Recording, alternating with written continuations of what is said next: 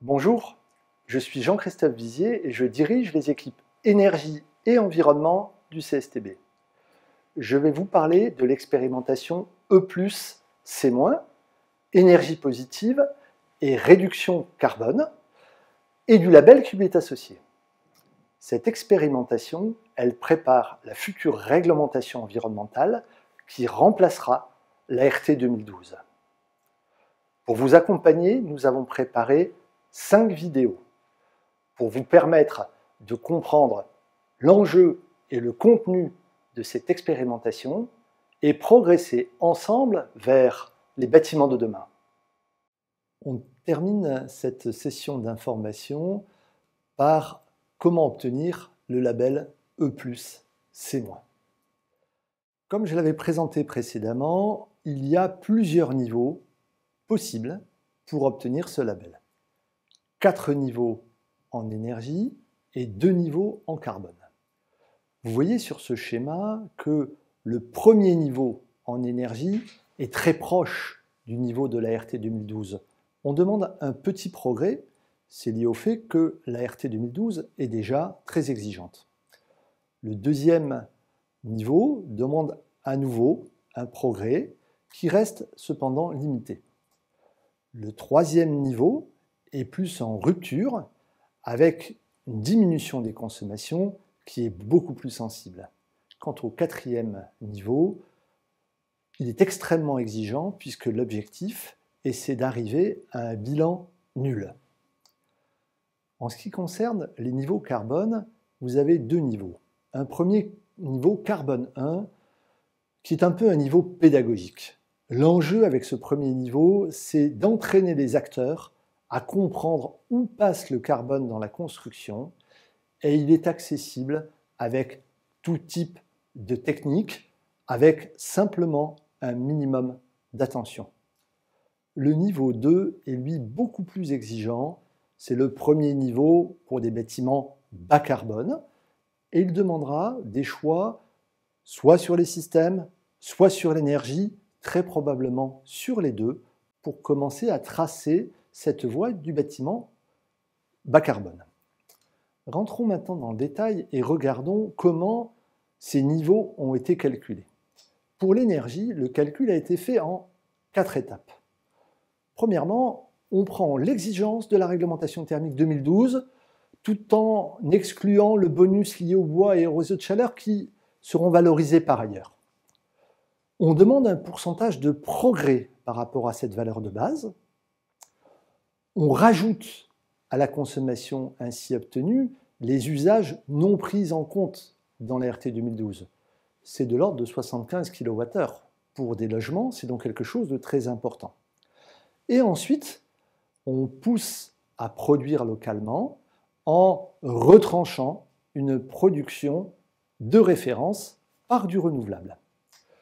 Alors dans ces tableaux, vous avez les pourcentages ou les valeurs de production qui sont demandées. Vous voyez par exemple que sur une maison individuelle, au niveau énergie 1, on demande 5% de réduction par rapport aux usages de l'ART, 10% au niveau énergie 2, 20% au niveau énergie 3.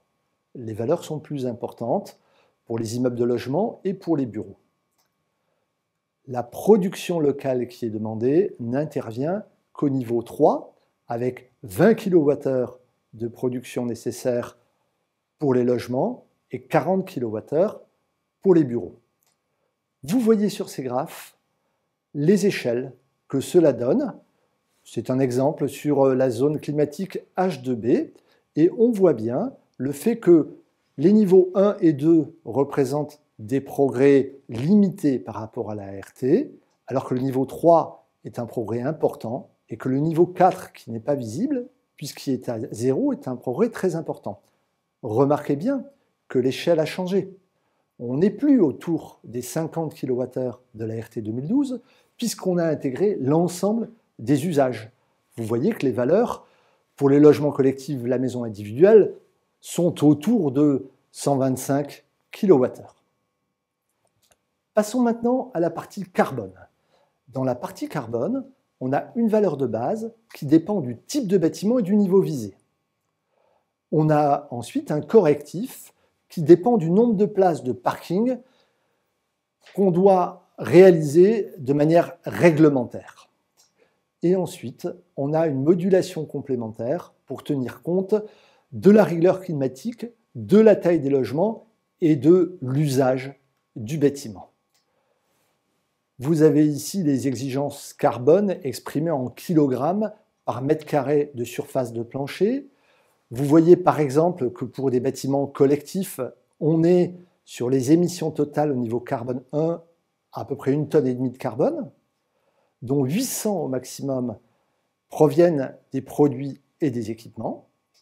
Au niveau carbone 2, beaucoup plus exigeant, 1000 kg de CO2 par mètre carré de surface de plancher, dont au maximum 750 proviennent des produits et équipements. Alors, pour participer à l'expérimentation, vous avez deux options complémentaires. La première option, c'est simplement de partager vos projets sur l'observatoire. Vous n'avez pas d'obligation de niveau à atteindre, mais juste une obligation de déposer vos projets en les documentant sur le plan énergétique, environnemental et économique. Puisque vous l'avez compris, un enjeu clé, c'est de comprendre combien coûte l'atteinte de la performance. L'autre option, c'est de demander le label E+, C-, en passant par un organisme certificateur qui pourra attester du fait que vous avez bien atteint les exigences du label E+, C-. Vous avez 5 organismes certificateurs qui couvrent les différents types de bâtiments. Ce label, il est aussi repris comme socle par les 3 associations qui labellisent déjà la performance des bâtiments. L'association BBCA utilise le socle E+, C- et le complète par des exigences complémentaires portant sur le carbone. L'association Effinergie utilise le socle plus C- et le complète sur la partie énergétique. L'association HQE France GBC ouvre le cadre dans une vision beaucoup plus multicritère. En synthèse, on va rappeler les défis que nous avons à relever ensemble. Sur l'énergie, on est dans un changement dans la continuité. Il faut à la fois continuer à progresser sur la performance, développer l'utilisation des renouvelables et de la production locale et apprendre à comptabiliser l'ensemble des usages de l'énergie et plus seulement les 5 usages de la réglementation thermique 2012.